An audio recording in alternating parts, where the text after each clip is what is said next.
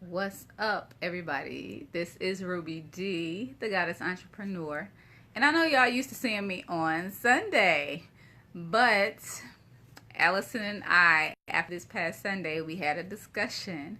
And we know that everybody can't make it on Sunday, so we decided to do Soul Sunday Reloaded on Tuesday evening. So not only do you get us on Sundays, but now you also get a chance to get us on Tuesday. So let me fix me a little bit of light. So I'm waiting for Allison to start watching because, like I said, of course, we're now doing Soul Sunday on Tuesday, but it's going to be Soul Sunday Reloaded. So you get us twice a week instead of just one. So I'm waiting for Allison to come on. But tonight's topic, the last 2 weeks, Allison and I have been discussing entrepreneurship and those moments where you're second guessing yourself. But this week, on this first episode of Soul Sunday Reloaded, we will be discussing reasons that you might need to go back to work. If you're a full-time entrepreneur, then you might need to go back to work. We clearly understand entrepreneurship is not for everybody. So I'm waiting for Allison to come on. Allison, where are you at? I'm waiting to send you an invite because I can't do Soul Sunday without Allison. There she is. So let me go ahead and send her invite so we can get started. Yeah, so she's coming in. But everybody for tuning in to Soul Sunday Reloaded. This is our first episode. So like I said, we will be doing this on Tuesdays and Sundays. So I'm still waiting for Allison. I sent the invite. So I don't know. Maybe my connection is not the best. I don't know. But I'm waiting for Allison. Allison, did you get it? Well, while I'm waiting for Allison to come on, I'll go ahead and introduce myself real quick. I am Ruby D, the Goddess Entrepreneur, author of the Goddess Grind series, which focuses on you becoming. Oh, here. There you go. Hi. Hi. How you doing? I am doing well, honey. How are you? I'm doing okay. I am doing fine. Trying to get that background light out of the way. I'm bright. So Yeah. all right, I think that's the And best I'm we gonna get. normally don't do stuff this time of evening, so usually when we do it, we got sunlight. Yeah. But hey, we gonna roll with it. Yes, we are. Y'all can see me, y'all can see her. That's all that But matters. um, welcome, since Allison is here. Welcome to Soul Sunday Reloaded. We will now be doing this, like I said, every Tuesday evening at 7 p.m. Eastern Time, 6 p.m. Central Standard Time for those of us that can't catch us on Sunday. But Mm-hmm. you're always welcome to watch the replay. And like I said, today we will be discussing entrepreneurship and reasons that you might need to go back to work. So, so we can go ahead and get into it. Let me go ahead and finish my introduction. I am Ruby D, the Goddess Entrepreneur, author of the Goddess Grind book series that focuses on you becoming the best version of you in order to manifest success personally and professionally. I am a speaker. I am a chakra expert, a chakra therapist. I'm a radio personality. Um, and I've pretty much just drilled everything down to that. I can do a lot more, but I'm just going to focus on those things for right now. Allison. Peace and blessings, everybody. I am Miss Allison Denise of Allison Denise LLC and 501c3 nonprofit, the HDL Group. Both organizations have been designed to show all of you how to heal, grow, and live beyond your relationship status by becoming better, not bitter, enjoying your life along the journey, and having the best relationships you can, starting with the one that you have with yourself. So I am also a speaker, coach, blogger, author, radio personality, all that good stuff, and new business owner myself. I'm about to hit the 6-month mark, So I'm excited about this topic because I have learned a lot as well. Okay, so we just gonna go ahead and get right into it. But real quick, if for any reason anything that we say resonates with you or you feel that any of this will be beneficial for anyone else, please feel free to share the video. We welcome comments, we welcome questions, we welcome just engagement altogether. And for our replay viewers, if you happen to watch this on the replay, just comment your name and where you're watching from. So that way we know who we are reaching out to, how far we're reaching. But let's go ahead and get into this. So, reason number one, I have my little lists, right here. I wrote them down, but this is my list, and in no specific order, we're just gonna start with Mhm. the first one. If you're not good at managing small amounts of money or just managing money, period, entrepreneurship might not be the right thing for you. The reason I say that is because, of course, as an entrepreneur, compared to being an employee, you don't get a set, almost a check at a Right. predetermined period of time or time frame. So as an employee, you get this amount of money every 2 weeks or every week or every month, however often it comes in. But as an entrepreneur, you don't have that. You might get some on Monday, some on Thursday, some on the next Monday, then some on Tuesday. But if you're not properly managing the money that you have coming in, you might need to go back to work so you can, better manage your money with that predetermined time period of when you're going to get paid. Because just because you make money, just because you make some money on that Monday, you might need to hold on to that instead of just spending it, or you might need to go ahead and pay a bill with it. It's a number of things that you can do other than go shopping or other than doing stuff that you don't need to be doing. But if you're not good at managing money, you might need to stick to a regular job and not entrepreneurship. And also on the other side of that, if you need to have a consistent schedule of when you're going to get paid, definitely you need to go back to work. Don't be no entrepreneur. So I'm just going to kind of leave it right there, and I'm going to let Allison go ahead and chime in. So yeah, this is a big one, and like Ruby said, the biggest thing is, uh, if you find that you're having an issue managing small amounts, because initially you're not going to get, I don't know, I think the average income in the country now is around, I don't know, 30,000. So you're not going to get that 1,200 or $1,800 at one time initially. And so if you're used to paying your bills in chunks, or if we can just be honest, if you're used to having one check cover the mistakes you made with the check before that, you're going to have a really hard time. Now, are we saying it's impossible? No. But if the people that we know are going to resonate with this particular uh, video are going to be the ones who have been out here a while and it's just not coming together. So these are the ones who have been doing this for months or been doing this for years, and they can't figure out how to make their money do what. They're not, it's just not coming together. And one of those reasons can just come back to money management.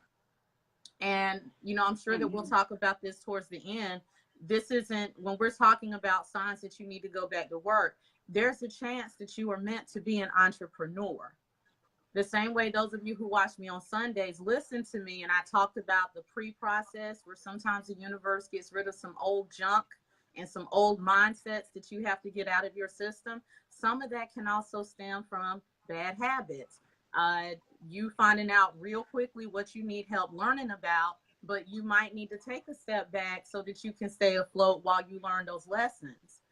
And so one thing that I heard a good friend of mine say over the weekend is, the thing about entrepreneurship is you have to prepare to fail multiple times.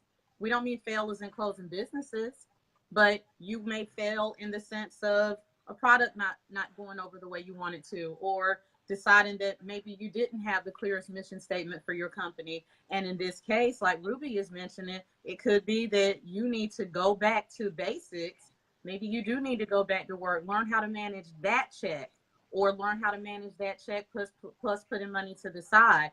Get a routine back together, and you may just need the larger check to get out of the hole that you may have dug also. That's not a bad Mm-hmm. thing. It just means that you're showing wisdom and saying, I really suck at this. Let me take a step back. Let me take a step back and see. Let me fix this first. And then when I'm breathing again, let's do this again a different way. And so we'll get into that later, though. Yes. Hello everybody. Thank you for watching. Jacob says, "What are your Yes. thoughts on the number of bank accounts for your funds?" Um, Me personally, I'm gonna put it like this. The financial system and the banking system, yeah, that's not for everybody. It serves a purpose, I will say that, but it's not always it's a personal choice. I'll say that. Me, I personally haven't been operating with a bank account at all for the past year. Um, and it kind of happened by chance because I did have my business bank account, and y'all know sometimes with these financial institutions, they're not always like model businesses or citizens. And pretty much they told me that they basically just closed my account for no particular reason. It took me a good 2 to 3 months to get the rest of my money from them. And at that particular point, I was just like, well, you know what? If this is the case, let me just see how I can operate without a bank account. And I've been doing it for a year. So, that's just my personal opinion. But I will say this, for those of us who do or who opt to have bank accounts, if you want to have different accounts for different things, like one for paying bills and one for extracurricular activities, one for saving money for holidays, or one for trips and stuff like that, then yes, definitely do that. If that's going to help you, effectively manage your money better than what you're doing, then by all means doing that. By all means do that. Allison, you want to chime in? Yeah. So the thing about the bank account, so here's what you have to remember as an entrepreneur. Remember, the first thing that we talk about all the time when we talk about the finances and things like that, the first thing that you want to do is remember to think small. And so when we talk about thinking small, we're not saying think small in terms of limiting potential or anything. We're saying think small in terms of being wise and knowing what you have. Ideally, for tax purposes, it's easier to have a business checking and business savings, and then a personal checking and a personal savings. Having said that, if you only brought in $100 this month, why are you trying to fund 4 accounts? You see what I'm saying? So what you want to focus on is get one account. And some of you may not like what I'm about to say, but when you're an entrepreneur, you have to hold on to everything. You want to stop using the banks that charge you these monthly fees. Stop using the banks that want to charge you to put your money in their accounts. You're going to have to start looking at the smaller banks. You're going to have to start developing a relationship with the credit unions. You're going to have to stop with, well, I won't do all the names. Y'all know who the big ones are. But the ones that charge you monthly fees, if you're paying monthly fees, get away from them. If you need help looking for another institution, please inbox me just for business purposes. Okay, let me move on. But you want to find banks that don't charge you monthly fees, banks that don't charge you for having a particular balance. If your balance falls below a certain amount, they want to charge you for that. You want to find a bank that charges you the least amount of fees, ideally no fees, so that your money is your money. And I will also say this is something that I learned through the 6 months that I've been an entrepreneur, because I've been paring back myself. I was with a big bank and I was with a small bank, and I decided to close the big bank and stay with the small bank because I'm not being charged fees for anything. You also want to do this: take off all of those privilege pay options. Y'all know the ones I'm talking about, the ones that let you go over a little bit and they just charge you a little amount. And if you go buy $20 that you know you didn't have, they're just going to charge you 36 and you'll make it up in 2 weeks. Stop that, because you don't know when you will get paid again. You could go months with that negative, and by the time you get paid again, if you make the mistake and tell somebody to put it in that account, you broke again, because now the bank is going to take it. Turn it off. Some banks have two versions. They have one that you can do online where you can say, take off my privilege pay. But I went a step further, walked into the branch and took off another one that said, no, I don't want you to approve anything. If the money is not there, deny it. And the beautiful thing about that is I always know what my balance is. It may not be the balance I Mm-hmm. want, but it will never have a negative in front of it. So make sure that you turn all of that stuff off, all of those things. This is what we're talking about. You want to get rid of those bad habits. So if you want to do a bank, fine, but look at what you're honestly making. You may just have enough for one. You can also Cash App now. Get the Cash App card. I can show you what it looks like. It's real cute. It's all black. Get to sign your name with it and Mm-hmm. everything. Get the Cash App card. That money goes straight to that card instantly, and you can use it the same way. And you don't have to attach it to a bank account if you don't want to. PayPal has a debit card now. You can use that, have the money go straight there. And it gives you that opportunity to still be able to use a debit card, to still be able to charge if you need to, but within the parameters of that balance, without a bank coming at you for $12 or $14 a month. Mm-hmm. So that's what I wanted to add. Right. So, we want to thank everybody for tuning in to Soul Sunday Reloaded with Ruby and Allison. Of course, like I said, we will now be live every Tuesday as well Mm-hmm. as every Sunday. On Tuesdays, it will be 7 p.m. Eastern Time, 6 p.m. Central Standard Time, and on Sunday, 2 Mm-hmm. p.m. Eastern, 1 p.m. Central. But we are discussing entrepreneurships and signs that you might need to go back to work instead of being a full-time entrepreneur. So the next one that I have on my list is you still have an employee mindset. Oh, I just checked that one off my list. That's what I had. And the reason I say that is to be an entrepreneur is that you definitely have to think differently. You definitely have to react to things differently, react to life differently as an entrepreneur. Mm-hmm. And once you become an entrepreneur and you haven't made that transition, you might need to go back to work because you can't continue to be an entrepreneur and operate your business with an employee mindset. Right. Tate, don't get blocked today. Don't get blocked. But another reason that I say if you have not yet developed an entrepreneurial mindset, Mm-hmm. the reason I say that is because as an entrepreneur, when things don't quite work out the way you expect them to, as an entrepreneur, you learn to think differently, think outside the box, think outside the box, to live outside of the box, to try something different, and you're not afraid of change. If you always have to run back to a comfort zone, Mm-hmm. which I call a comfort zone a coping zone, because you go there when you don't want to grow, when you don't want to deal with stuff. You go there because it's comfortable. Going back to that job is comfortable for you. That's where you need to go back to, because the answer is not always go back to work. The answer is let me pull back, regroup, refocus, and try this again. Let me try this from a different angle. It's not always going to work the first time. It might not work the second or the third or the fourth, and so many other times after that. But in the Mm-hmm. process, you understand that this is a learning experience and you learn what not to do. And as you're learning what not to do, then you're drilling down on what it is that you need to do. If you're not willing to put in that time and that effort and that consistency and learn how to track your progress, yeah, you need to go back to work. Y'all here Really, Tate? look better Really, on Tate? so We can't stand you. Allison. I will get him. Don't worry, but I'll get him. I'll take care of it.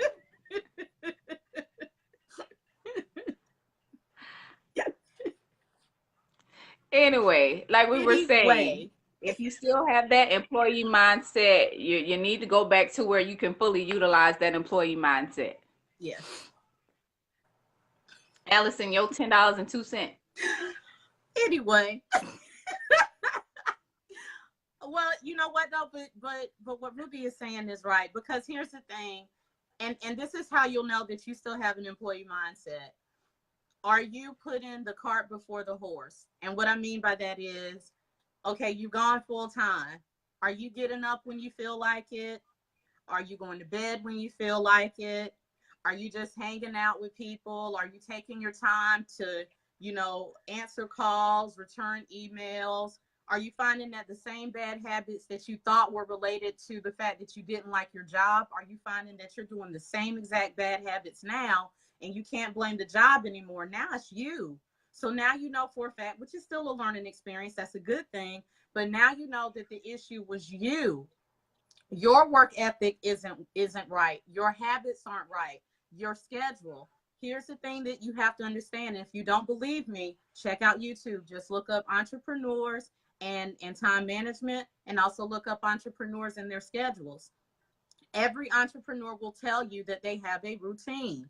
Their routine does not involve getting up when they feel like it, answering calls when they feel like it, looking for employees when they feel it. Doesn't involve that. You've got that mixed up with too much MTV Cribs and all this other crap that you see with people who are pretending that they have money, and then the people that they're leasing that stuff from are waiting outside the door when the cameras go off to take all that back.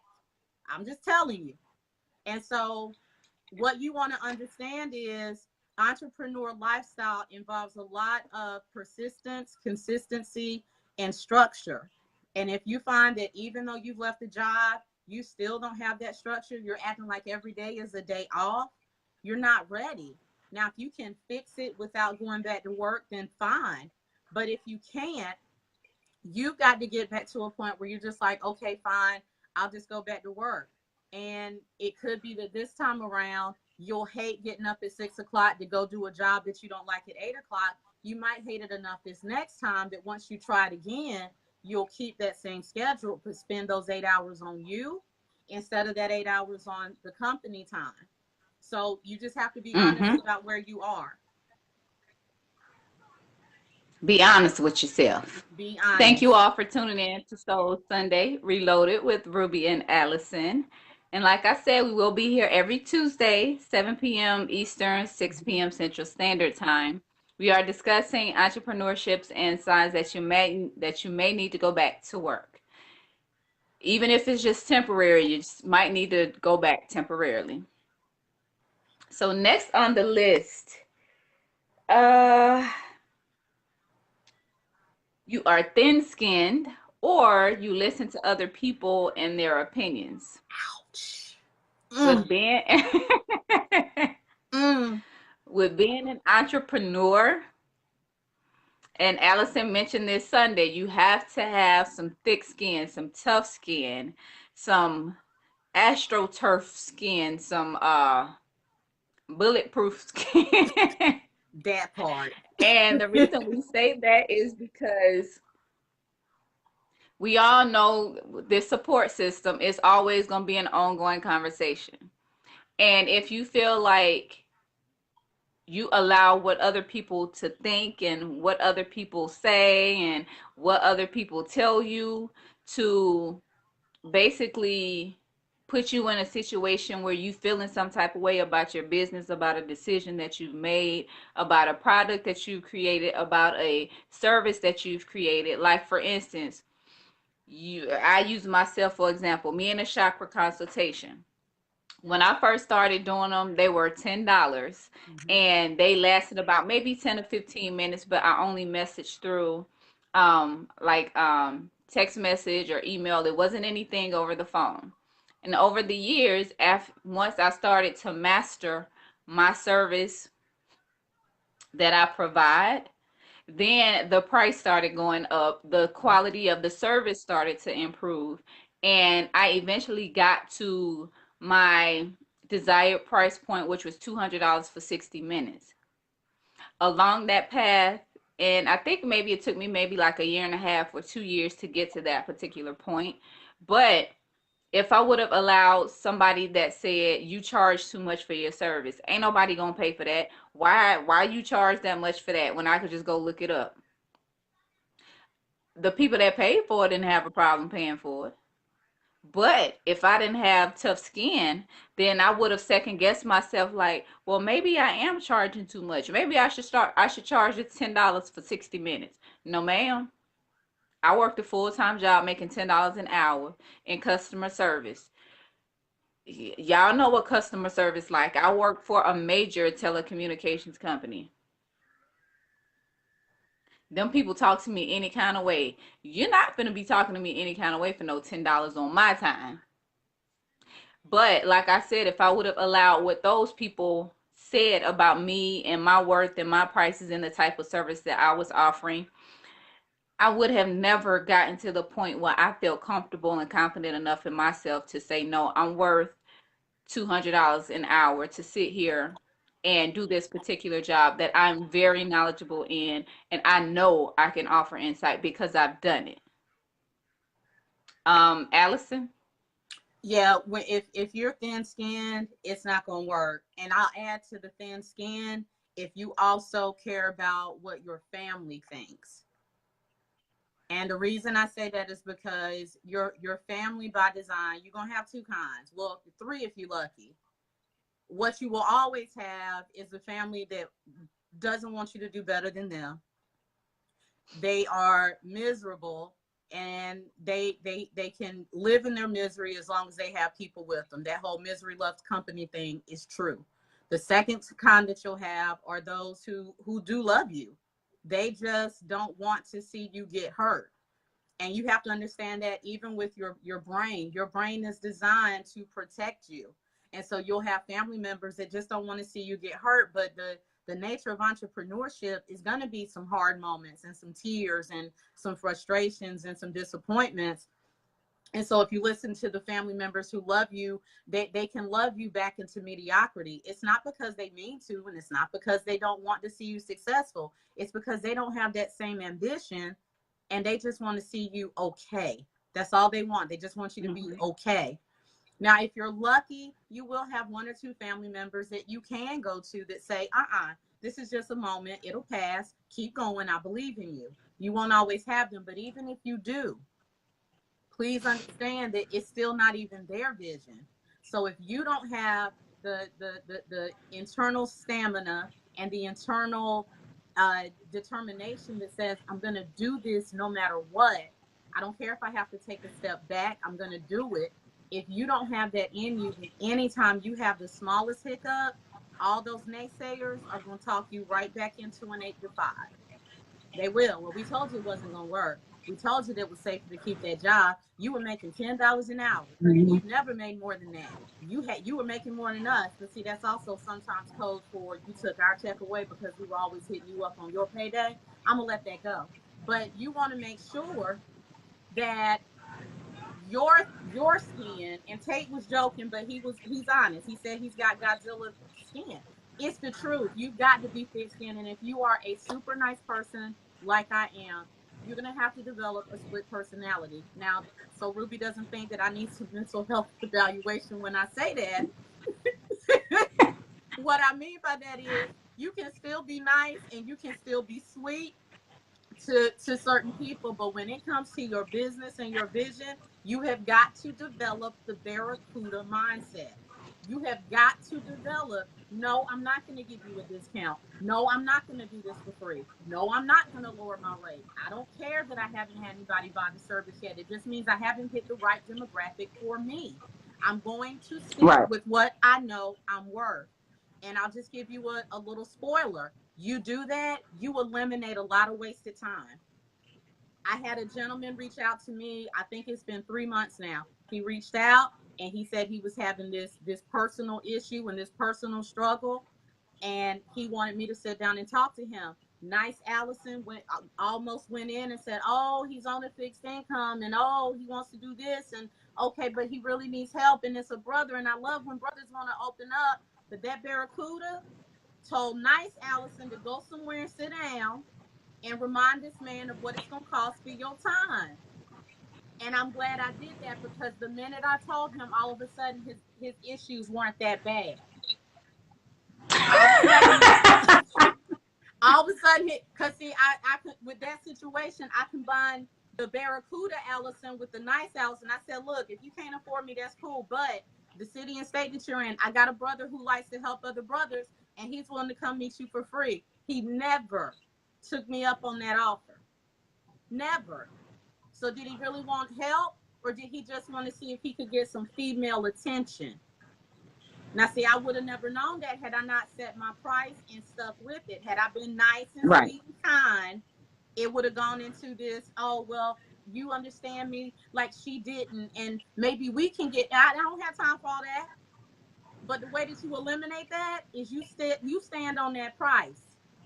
Mm-hmm. If you keep making that tough skin, if you got to cry, set a timer. That's what I had to start doing. I was like, you know what? You got 5 minutes. We're not going to do this all day. Set the timer for 5 minutes. I cried when it went off. I sucked it up and I kept going. If I needed to cry again, I told myself when we could do it. I'm releasing when I have time to release it. You're not going to take my whole day with this nonsense, nice Allison. It's not going to happen. So if you can't develop a way around getting thick skin while you have thin skin, entrepreneurship is going to hurt you. It's just going to hurt in various ways. I'm done. You okay, boo boo? You all right? Good. I'm good. All right. Thank you, everybody, for tuning in to Soul Sunday Reloaded. Every Tuesday, 7 p.m. 7 p.m. Eastern, 6 p.m. Central Standard Time. We are discussing entrepreneurships and reasons you might have to go back to work. Mm-hmm. Allison, what time is it? Hold on. It is 6:35. Is that right? Oh, okay. Doing good. Yeah. Next on the list, you do not work well under pressure and you don't trust the process. An important part of entrepreneurship is working under you pretty much working under pressure every day. And within doing that, you have to learn to trust the process. Just like Allison mentioned Sunday, you have like this kind of after you become an entrepreneurship, you have like this period of time where you're going to be tested. You're going to be tested. And you're going to learn some valuable lessons within that time period. If you're not willing to go through that particular period, yeah, you go back to work. What we are referring to when we're talking about this particular period, I've mentioned it before, and Allison has mentioned it. When we transitioned to full-time entrepreneurship, we didn't have a lot of money saved up. We didn't have a business loan. We didn't have any investors. It was just us or what we had in the bank, and us just basically jumping. Like, if I'm going to do it, I might as well go ahead and do it. What that does, it basically puts you in a situation where you are forced to work. You're forced to step outside of your comfort zone. You're forced to learn these valuable lessons that you wouldn't learn, because if you had money saved up, or if you had a pool of money that you set to the side, then you still have a safety net. When you jump out there with nothing, you jumping out there with nothing. Mm-hmm. And you're like, that next day after, you be like, all right, I done did this, I'm full time. And it's like, wait a minute, hold on, wait. I gotta work. I gotta do something, because ain't on nobody clock. So let me get online. Let me get on social media. Yeah, you learn real quick to get out there and work. You learn real quick what you don't need. And when I say what you don't need them extra super deluxe TV packages, them extra super deluxe whatever else you paying for. You learn how to look for the bare minimum in car insurance that you need. You learn how to look for the bare minimum TV package that you need, if you really even need it. You learn how to not eat out so much. You learn how to make that $20 stretch. You really do. And with working under pressure, you're gonna be put in situations where you're like, okay, my bill coming up due. I ain't made no sales today. What am I going to panic? What am I going to do? And you have to learn that, you know what? Every single time I've gotten in a situation like this, something has always come through. It's always worked itself out. And you have to learn to trust the process, that it might come down to that very last second. And I know Allison can attest to this because we've discussed it. It comes down to that very last second. And it's like, oh, what you stressing for? Here you go. And you're like, what? You have to learn to trust the process. And you have to understand that when you are working under pressure, it's not to it's not to break you down, but it's to build you up. Pretty much what's happening is you're being prepared for what's to come. If you can't deal with what you're dealing with now, making 10 sales a week, you definitely not going to be able to deal with it on a larger scale, you know. And it's just like, let me go ahead and deal with it now. Let me learn how to work well under pressure now. So when it really matters, then it's basically not even at that particular point you working under pressure. You're basically just doing it because you know how to do it. You've been through it. At this point, you're seasoned, you're experienced, you're a pro.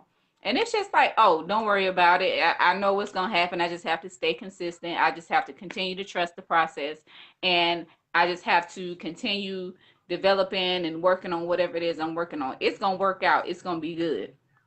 If you can't do that, you might want to go ahead and go back to work, because you might end up, if you already dealing with some type of mental illness, some type of stress, some type of anxiety, some type of depression, it's just going to make it worse. You don't need that in your life. Just going back to work. Allison? I really don't have a whole lot to add, because this is, I mean, it's really that simple. It seems hard when you're in it. It seems hard when you're dealing with a lot of things that you haven't dealt with before. And I even mentioned on one of our videos, I have never been someone who was entitled, but I was also someone who never had trouble finding a job, and I never had trouble with, you know, each new job coming with a higher paycheck. So it's not that I was entitled. There was just another side of life that I wasn't experiencing. And so that was one of the first things that had to be knocked out of me. Okay, fine. You left that job where you were almost making six figures, and let's get rid of some of this other stuff that you aren't aware of. Let's get rid of this, the counter mindset that you have subconsciously as a result of the way that you've been doing things before. And that process, and it's not fun. It doesn't feel good. It scares the crap out of you. You start to feel like you're doing everything wrong. You get sad. You go through different emotions. You start thinking that you made a huge mistake. All of those things can happen. And if you don't have the ability to just know, and I'll just say it like this, it was very hard in the beginning. I'm not going to say that it's much easier now, because I'm just 6 months in.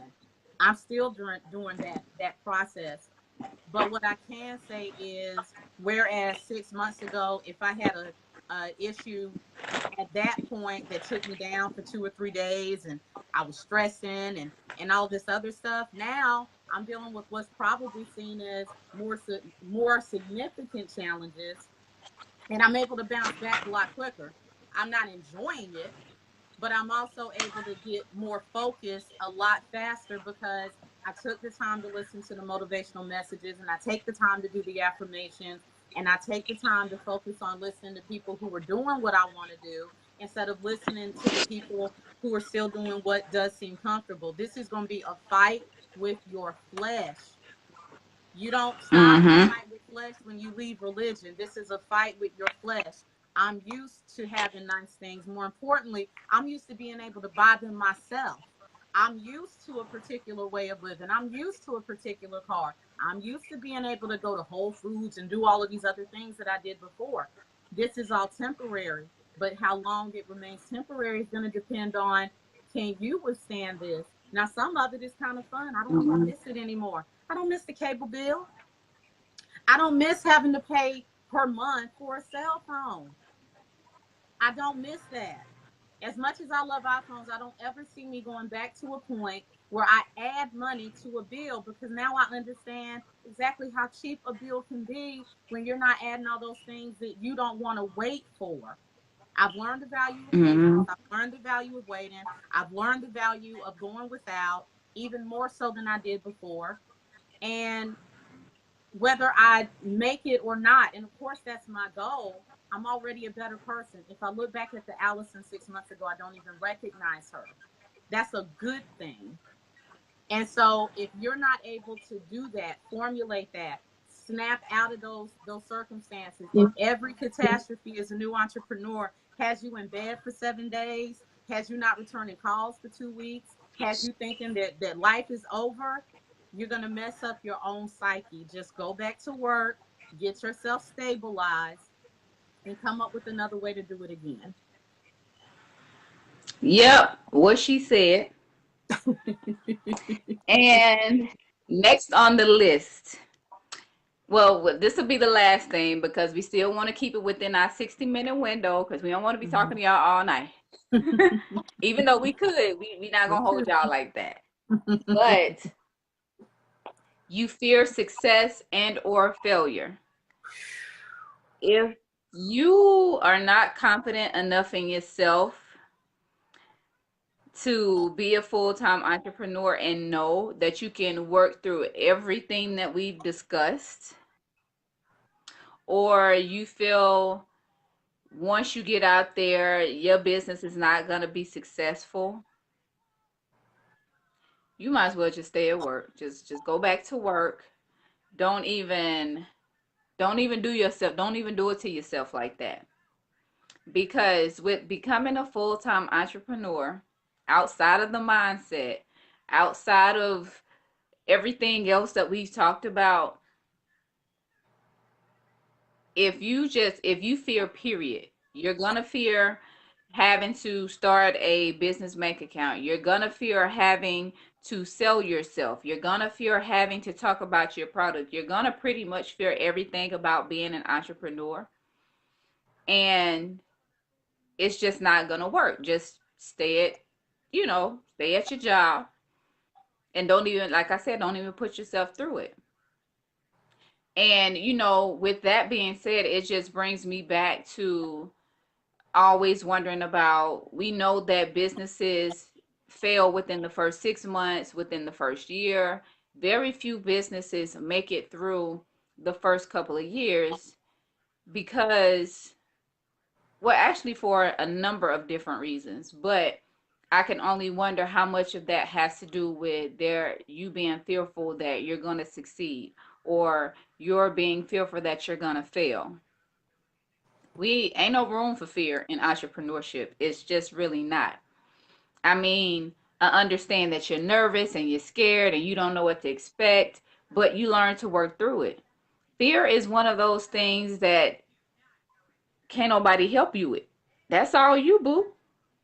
And if you fear being the best person that you can be in order to provide the best life for yourself, for your kids, and everything else, it's just like, just stay at work. Ain't nobody got time for you and all of your woe is me and you an entrepreneur. I'm sorry. When I think of an entrepreneur, and I'm not saying that, having a job or having a career is not the same thing. That is not what I'm saying at all. But what I'm saying is, when you are an entrepreneur and when you're a business owner, I look at you and I think of you completely different, in a completely different light. And when I say that, an entrepreneur understands what I'm saying. An employee mindset not gonna get it. But with me being an entrepreneur, I'm actually going on 3 years now, and it is tough. It is not easy. It is hard. It takes a lot of work, mentally, emotionally, spiritually, physically, energetically. And if it's not in you, I can't nobody else make it be in you but you. Allison, I'll go ahead and let you chime in on that one. I here's the thing, and this is actually one of those moments where it can be a good thing, it can be a learning experience. But the first thing that Ruby said about businesses is right. I just did a little bit of research before our live today, and I saw a couple of articles that talked about the fact that new businesses fail. 8 out of 10 of them fail within the first 18 months. That means 80% of them don't even get to the 2-year mark.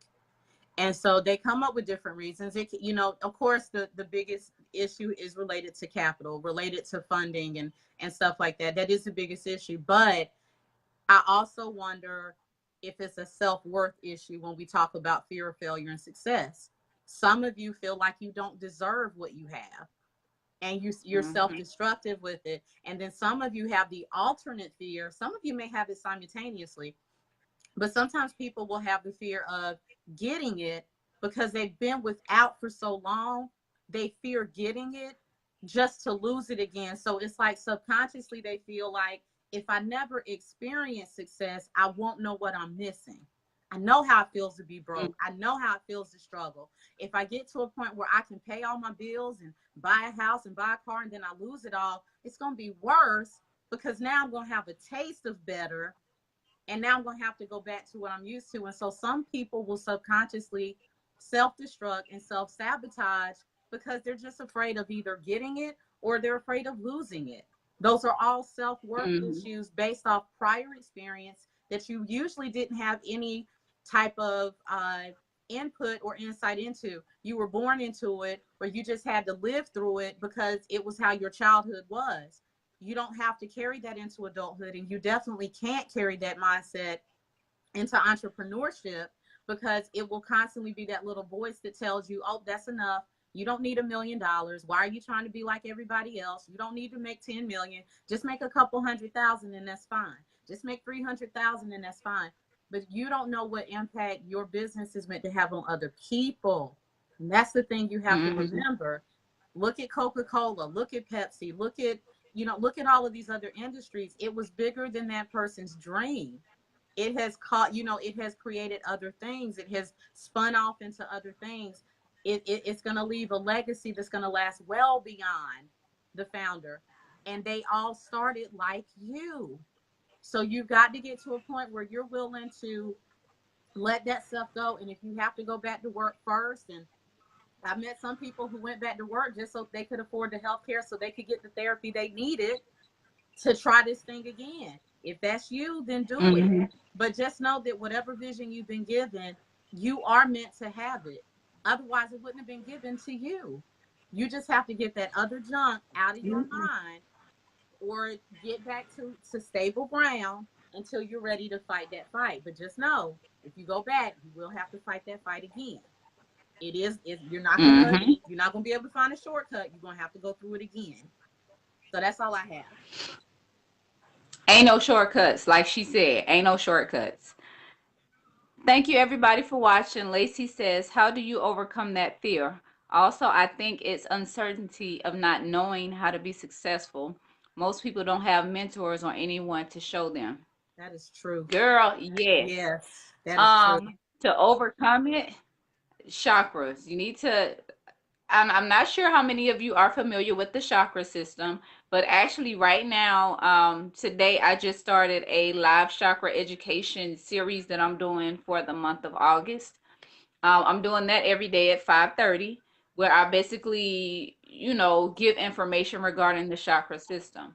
But I can tell you from personal experience, with me learning about the chakra system and how to balance them, and what they're associated with and what not, with me being able to balance them, I have learned also to overcome fear, to effectively manage my feelings and emotions, how to better run my business, how to be a better person, personally as well as professionally. And in doing that, the more you become more confident in yourself, more confident in your abilities, the more you try new things. And even if you try the things and you don't necessarily succeed at them or become great at them, then it still gives you the opportunity to learn how not to be afraid of trying new things. And the more you get in the habit of trying new things and starting new things, then you begin to overcome fear. Everything is, you're not supposed to succeed at everything. Some things are just to prepare you for that thing that you are going to be successful in. If we stop looking at failure as a negative thing, um, like for instance, when I say failure, it's just like, okay, I put this product out and I wanted to make it, but I didn't sell any. So because you didn't sell any, you feel that's a failure. Yes, but think about what you did accomplish. For one, you created a product. You looked up what needed to go in that product. You formulated it. You created a label. You did this. You put in all this effort, but you're overlooking all of that you've already done simply because you didn't sell one product. And it's just like, why? You once you start to balance your chakras, then you don't always focus on the outcome or focus on the lack of the outcome that you wanted, but what you learned in the process, what you accomplished during that process. And if you didn't focus so much on the outcome, then you'd probably get to the point where you would be more successful at different things that you did, because whatever you're focusing on, if the only reason you wanted to formulate this product was to make it, then you were probably doing it for the wrong reason anyway. Because 9 times out of 10, if you're working on a vision that's been given to you, it's not always about the outcome, but it's also more so about the impact that you make. If like for instance with me, I started my skincare company. And yeah, I sold products and they were good products, and I got good reviews and stuff like that. But it wasn't so much about selling the product for me. It was more so about it being therapeutic for me. It was more so about me being able to offer a gift that I didn't even know I had, but because I decided to take a chance and just start doing things or start making products, I learned that it was something that I was good at. If I was so focused on failing, then I would have looked at closing the company as a negative thing. I didn't look at closing the company as a negative thing. I looked at it as, okay, this is something that I wanted to do. This is something I was great at. You know what? It served its purpose. I don't have to do that anymore. Just because I closed the company, that it didn't fail. So it's all about overcoming fear. You just have to get in the habit of putting yourself out there, trying new things, and the more you do it, the easier it becomes. And your focus begins to shift from just fearing that you're going to fail and more on what is it that I can learn, what is it that I can accomplish, what is the impact that I can make. I know that was kind of long. Allison, your input. The biggest thing for me that has helped me is my routine of just listening to positive thoughts. I listen to motivational messages anytime I'm in the car. I can't tell you the last time I've listened to the radio. I may have tried twice within the last couple of weeks. I get 5 minutes in, I'm like, this isn't helping me. I go right back to YouTube. But I have turned my car into a virtual classroom. I'm always listening to motivational messages. I'm only talking to people who are already doing entrepreneurial things or who have shown that they support me becoming an entrepreneur. I write, I journal, I read good things. I'm learning new stuff all the time. And those things combined, it's not even any hard work on my part. So I don't think it'll be hard work on yours. Those things combined are helping me to have less fear. They're helping me to be Mhm. calm and collected. They're helping me to learn to think things through. And to overcome that fear, I think the only way that you can do that is to increase your level of confidence in yourself, in your product, and in what you believe is meant to come out of this vision that you've been given. Now, like Ruby said, Mhm. it may also move you. I had an organization that I'm going to retire in October, Be Still and Move. I don't talk about it as much because I started to realize very quickly, well, hey, you got your speaking and coaching under this name, and you can basically do what you were doing under Be Still and Move with your nonprofit, and you got the benefit of that nonprofit designation. So there's no need to try to push three different brands. make it easy on you, make it make sense to your demographic, make it make sense to your followers so they're not confused. And so I wouldn't have come to that conclusion, however, if I hadn't spent time learning every day, a little more every day, how to think with a business mindset, how to think with business wisdom. I would have been out here still trying to show 3 logos off because they my 3 logos, and that wouldn't have helped me at all. So you want to increase your confidence. Confidence and fear can't stay in the same spot. They Not can at all. be in the same spot at different times, but they can't be in the same spot at the same time. So increase your confidence and you'll see your fear start to go in the background. Well, Lacey, thank you for the question. We really appreciate it. We did have a comment from Jerome. He said, "For me, it's simple. I've never been wealthy or well off. I can always go back and make 20 bucks an hour and up, but I want more and won't stop until I reach my goals." Hey, that's how you got to be. You got to Love know it. what your worth is. You got to know what you want to achieve and be consistent and determined and be persistent, Yes. and you will get it. Trust the process. Like I've been saying, trust the process. Mm-hmm. But thank you everybody for tuning in. Of course, this is Soul Sunday Reloaded. Me and Allison will be live every Tuesday at 7 p.m. Eastern, 6 p.m. Central Standard Time, as well as Sunday for Soul Sunday at 2 p.m. Eastern Time, 1 p.m. Central Standard Time. Now it's time for our question. Pretty Yay! much what we started doing for Soul Sunday is asking a question. This is actually a game that's called Sip and Share. And I felt that to add a little twist to the show, I ask a question on the card. Me and Allison will both answer. And then for those that are watching, whether you're watching live or on the replay, if you'd like to share your answer, please feel free to do so. But the question is, I'm going to read it twice.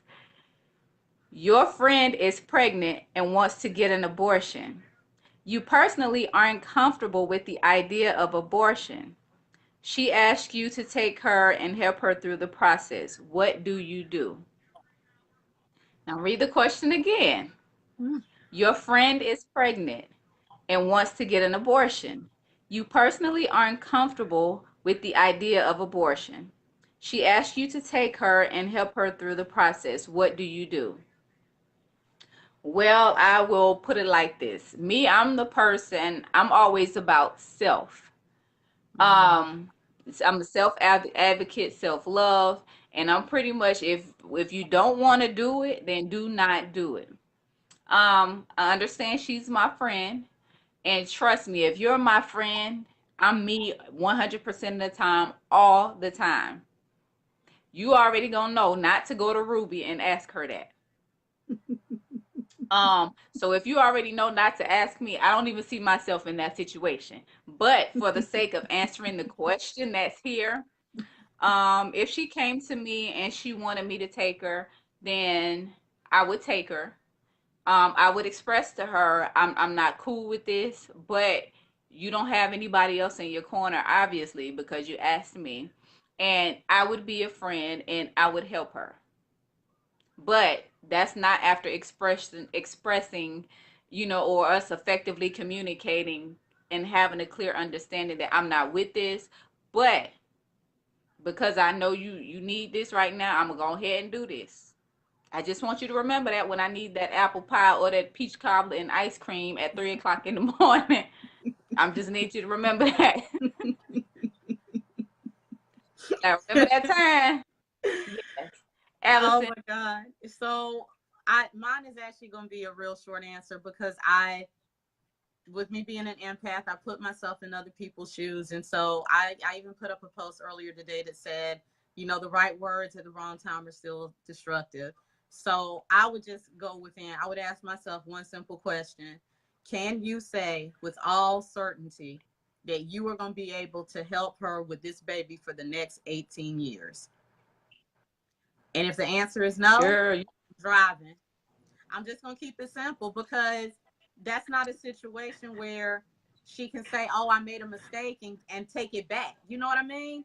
So if I know Mm-hmm. I can't help her and she feels ill equipped, No, I may not necessarily like it based off of the scenario. The scenario said I wouldn't be happy with it. I may not be happy with it, but if I'm not going to provide an 18-year solution, it really doesn't matter how I feel. Mm-hmm. So I'm Mm-hmm. going. That's what I would do. Well, that's our answer. Sorry, we going because we do not want to be a part of that responsibility. Mm-mm. So, you know, but we would definitely like to hear your input on the question. Um, and I put the card back in the box, so I'm not gonna read it again. But thank you all for tuning in. Be sure to check us out this Sunday for Yes. Soul Sunday, 2 p.m. Eastern, 1 p.m. Central Standard Time. We will be discussing relationships and mental and emotional illness or unhealthiness, and pretty much having that talk. Mm-hmm. Yeah, you just have to really check it out. It's going to be an interesting conversation. I'm gonna tell you that all our conversations are interesting, but yeah, we're just gonna go ahead and wrap it up. We thank you all for tuning in. I am Ruby D, the Goddess Entrepreneur. You can find me online at www.thegoddessgrind.com. You can also purchase both of my books. You can find me on Instagram at Ruby D Artistry. You can also find me here on Facebook. Um, for my internet radio show, Soul Therapy with Ruby and Tara, www.soultherapyradio.life. You can also find us here on Facebook as well. I'm actually doing mini chakra consultations for $15. If you want to get one, definitely reach out. And yeah, that's it, Allison. I'm Allison Denise. You can locate me. You can find my website at AllisonDenise.com. You can also reach out to me right here on Facebook under Allison Denise. You can also join our official new pages, both for the 501c3 nonprofit, the HDL group, as well as Allison Denise, aka the Petite Powerhouse. I'm on Instagram, Twitter, and YouTube under Miss MS Allison Denise. I'm available for any coaching needs that you have, individual, couples, group. You want to do a weekend thing with your girls, a venting session, a weekend thing with your boys, whatever it is that you want to do. I'm also licensed to marry you. Just want to put that out there as well. And but I'm available for your speaking needs as well. So just reach out to me, and don't forget, I'm also a quarter of the Bad Squad Radio Show right there on Fishbowl Radio Network in the Green Stream, Friday evenings from 9 to 11 Central, 10 to midnight Eastern. That's it. And one last thing. Of course, me and Allison have been doing this for a while, but we're gonna go ahead and throw this out there. If you would like a shout out during the shows, then we are gonna start offering advertisements. They are gonna be very affordable. We'll put it, say it like that. They will be very affordable advertisements. But if you like for us to give you a shout out or promote your business here on our live feeds, either Soul Sunday or Soul Sunday Reloaded, stay tuned for that information and pricing information. We would definitely let you know. But we will see you all on Sunday, 2 p.m. Eastern, 1 p.m. Central. Yeah, Robin, boo, you late. Yeah, go and catch the replay. But we thank you for your loyalty and tuning in. So Yes, now you you do. know on Tuesdays you gotta set the time aside like you do on Sunday. Yep. So we love you. We thank Yes, we you all for do. watching. We'll see y'all next time. Peace.